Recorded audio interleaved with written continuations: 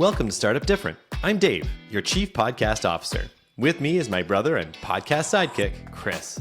We're two successful entrepreneurs paying it forward by debunking startup myths, tackling the toughest challenges, and giving you the tools to build your business. Today we're going to be talking about passion. Turns out it's not just for lovers. Let's get emotional. Hello and welcome to Startup Different. Today, passion. It's not just for lovers. I always, for some reason, I think of like Europe when I think of passion. I don't know. It's probably just my like extended Eastern European family that's just like, oh, we have to live a happy life. You know, they're just very passionate about everything they do. I don't know. You get that take, you know them. Is that why you wore the red shirt? Yes. Nothing says passion episode. It's, you know, some folks would incorrectly say this is a pink shirt. This is salmon. Salmon shirt. I think it looks sharp. You don't like it? I think salmon shorts were in for men like a few summers back. And then I haven't seen them since. So now that I'm a dad, like you can really pick off the dads that haven't had time to think about fashion. You know, like usually they've got about 2 kids and they're wearing the salmon shorts around, and you're just like, damn, we lost another good man.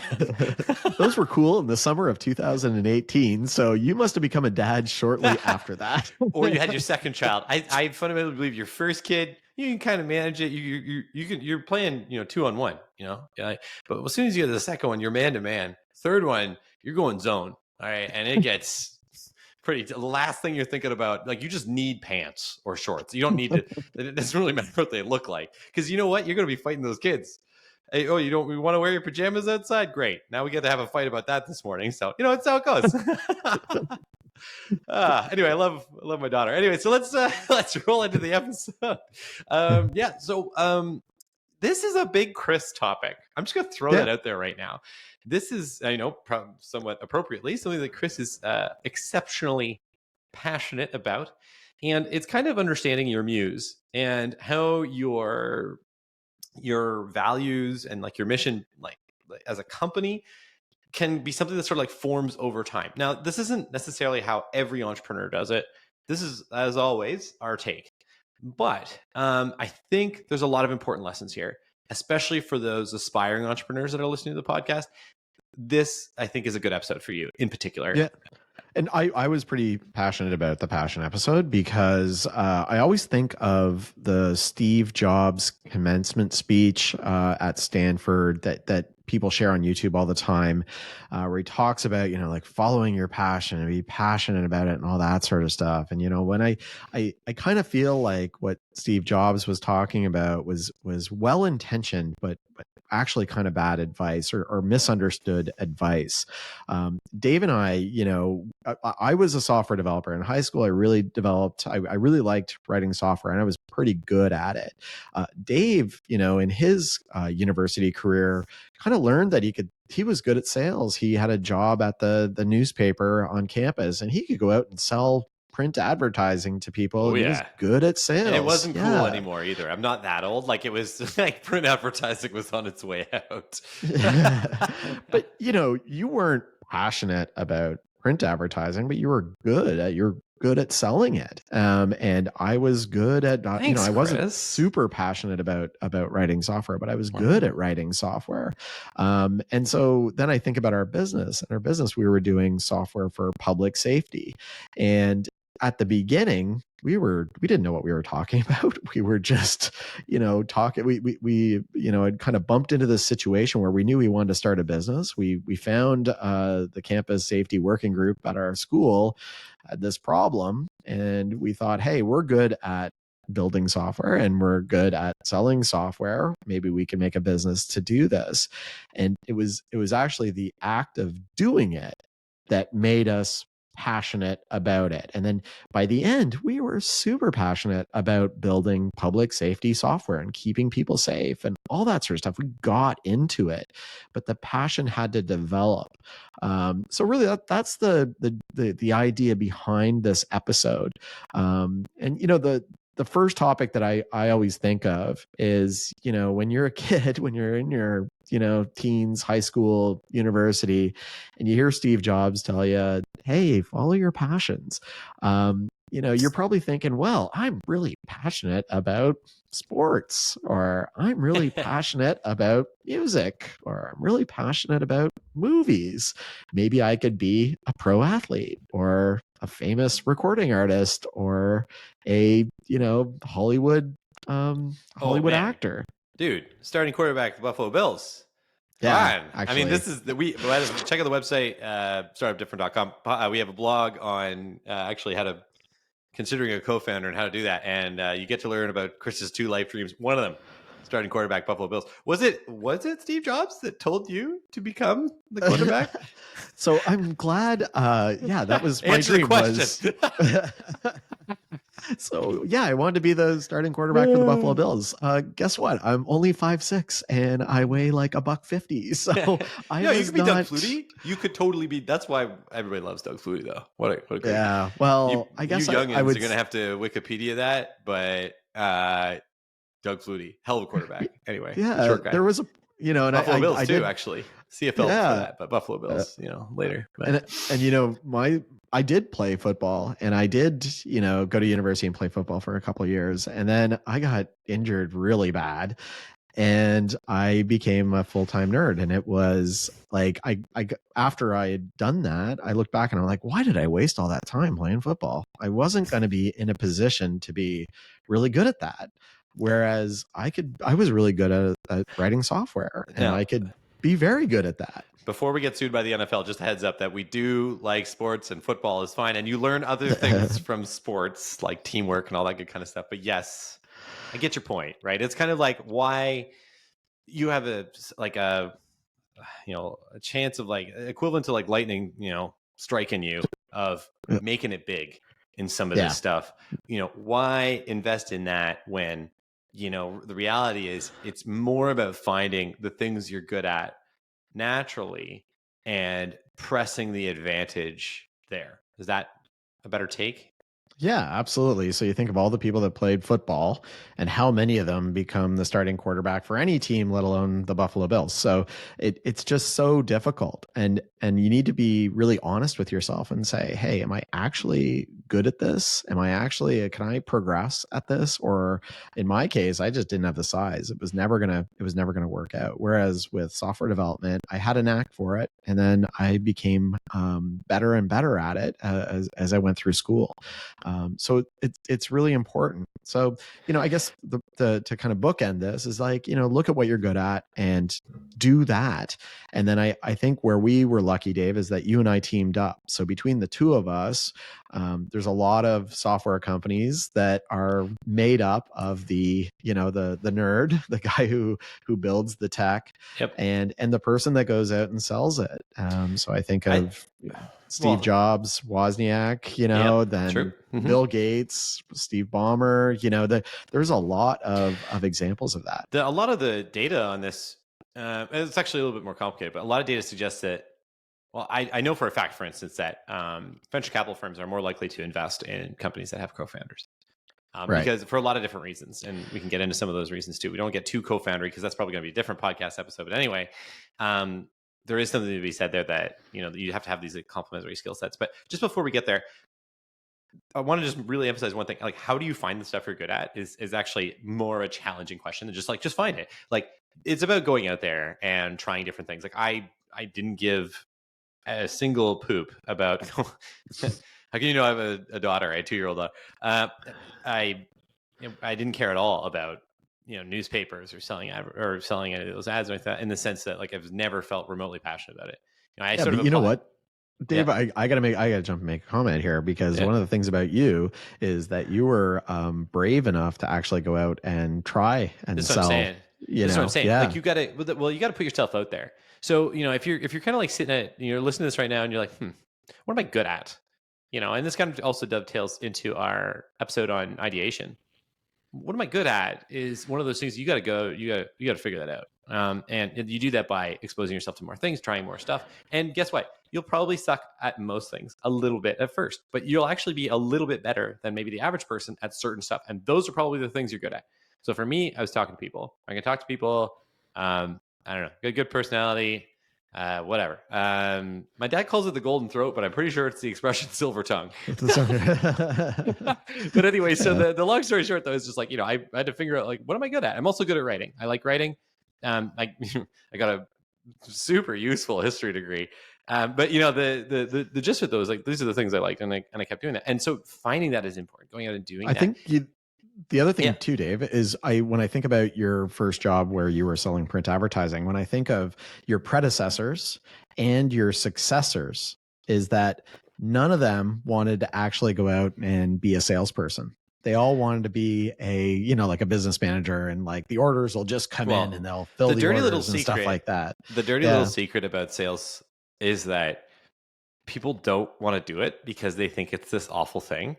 And salespeople, I think, play that up because, and don't get me wrong, there's tons of rejection. Guys, I've had so many doors slammed in my face. That's how it goes. That's business, to be honest. But if you're not prepared to deal with rejection, you're gonna have a tough time being a founder, just straight up. But but the dirty little secret here is that you make a lot of money doing it because other people aren't willing to do it.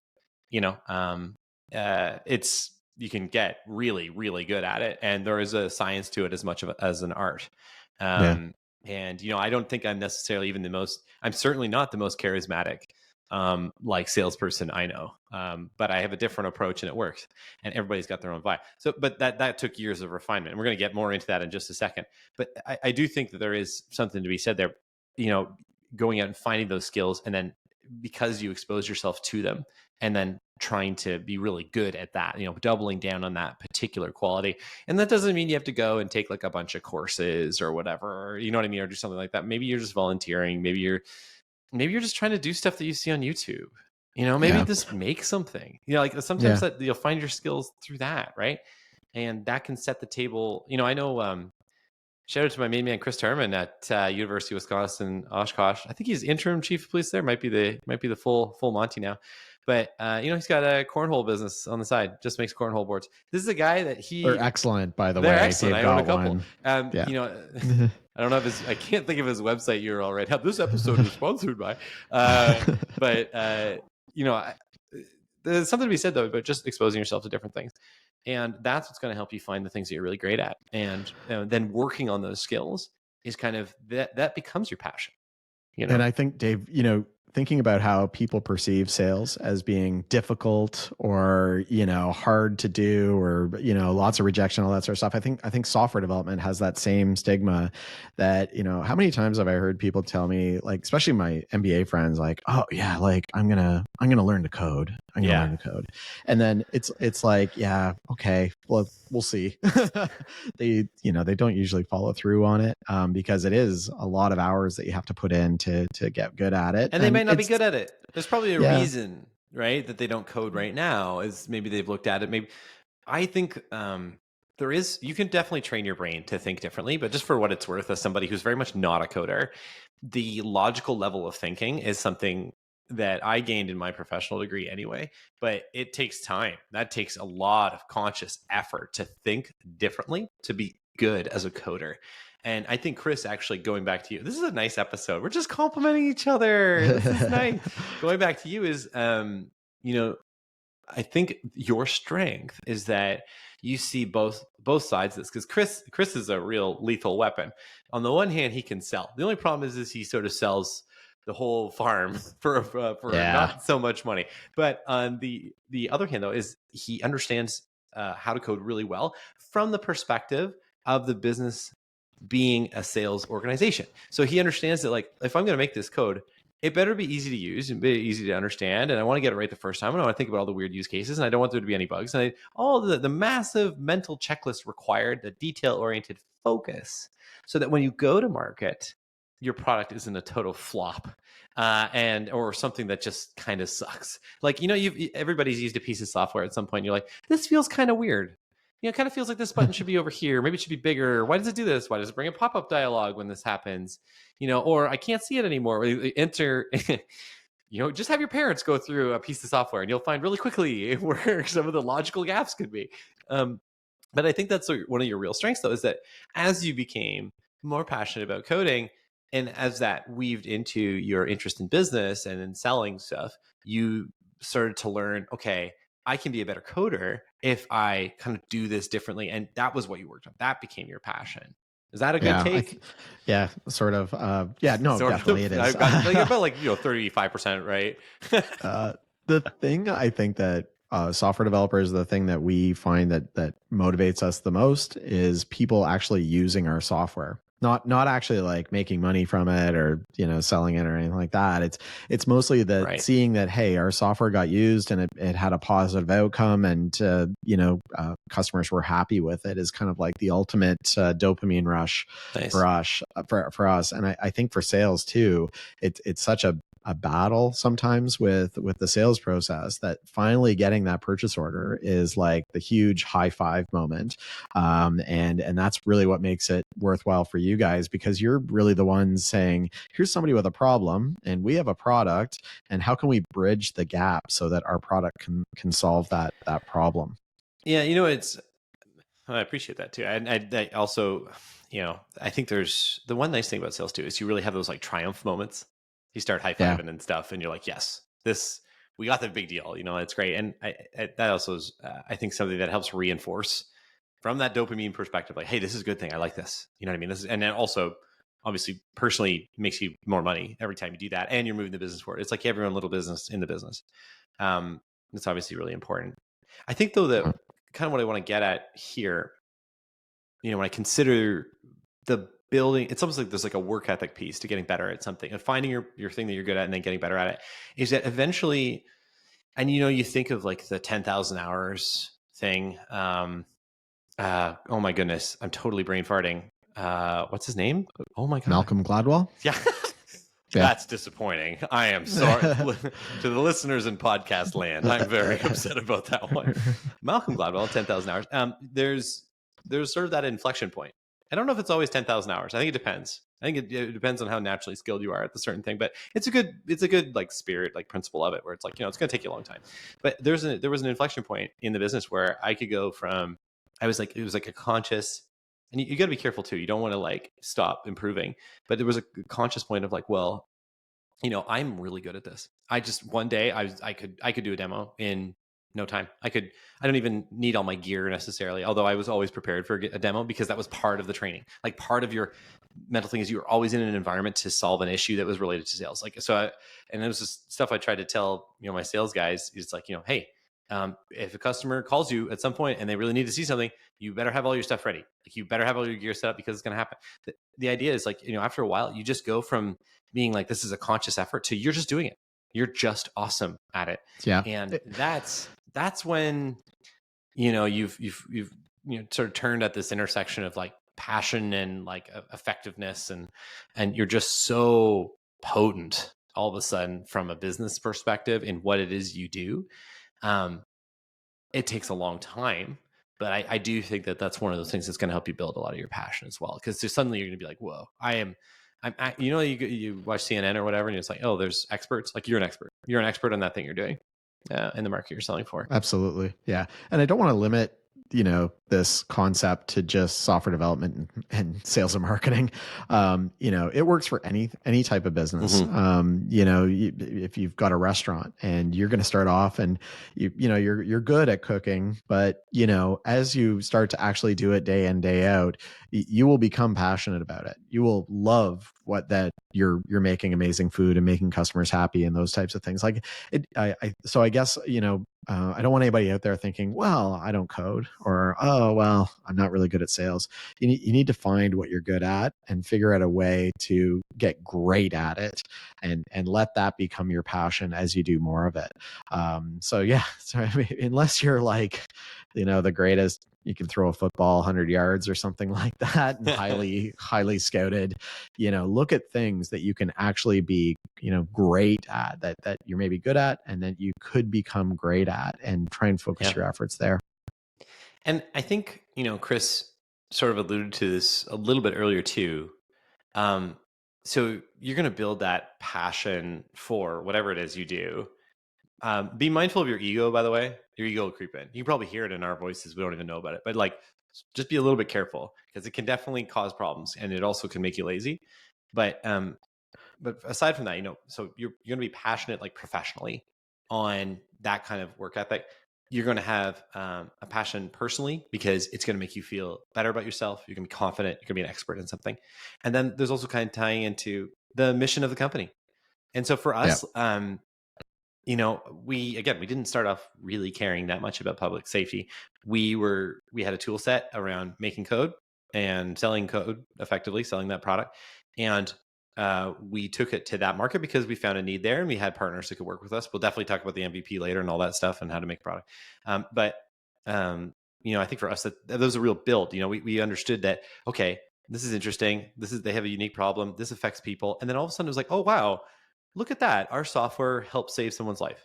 Or, oh, wow, somebody reported some pretty messed up stuff and it prevented something really serious from happening, on a campus or at a school or something like that. Like, all of a sudden your passion will translate to a mission for your company that is going to be a huge part of your corporate values. For us, we had a very general mission that was just, to help people be safer, and there was it was very broad intentionally because, you could play in different spaces for that, whether you're in higher education or healthcare or whatever. But, with our mobile apps and with our emergency notification platform, it was all about, okay, are we meeting that mission? And that mission that grew up over time with us. So it was, I don't want that to get lost either. You might be like, I don't really care about the world of diapers, but maybe you made an awesome new diaper that makes it so kids get fewer rashes and they sleep better at night and they're happier. Like, you could actually make like a whole generation of people way better, so it's like one of those things, like, you will build your passion over time. Yeah. Dave, you and I, so obviously Dave and I are, we've taken some time off after we left our initial startup, after we had our exit. But, we want to start another business. And, we're obviously good at software development and sales. But we haven't really found the next idea yet. So I started a podcast. Yeah, it's a good thing to do. But the reality is that we're probably going to find some problem out there, but we're not necessarily going to be passionate about it.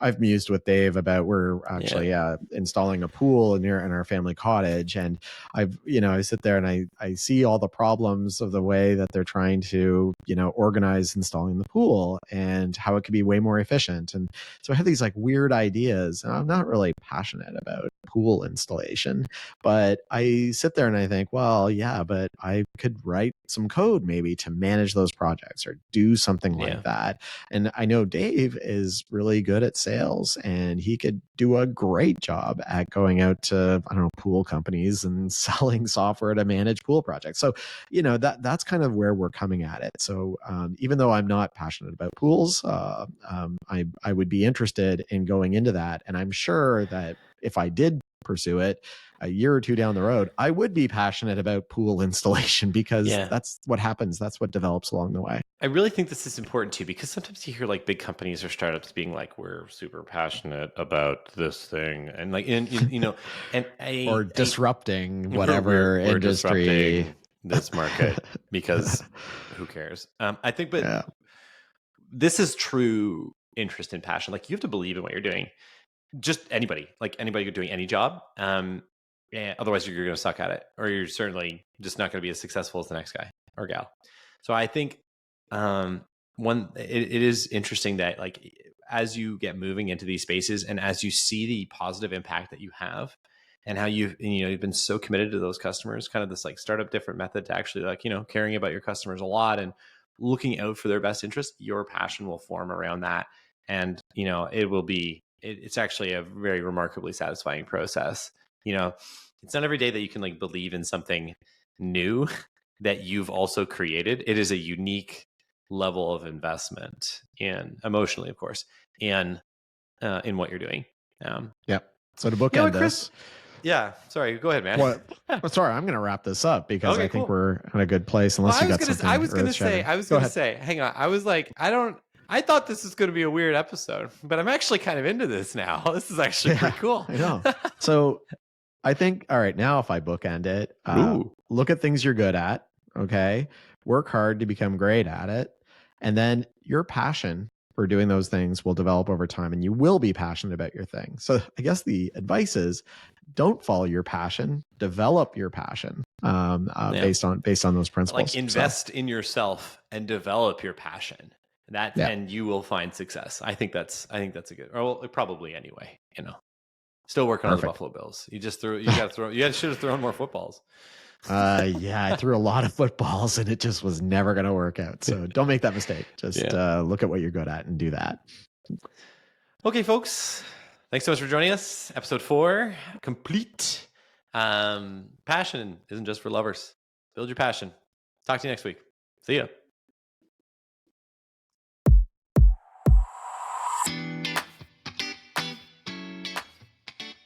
Thanks for joining us. If you like what you heard, subscribe to and rate Startup Different in your favorite podcast app. If you want to see our radio faces, check us out on YouTube at Startup Different and look us up on social. We're probably there if you are.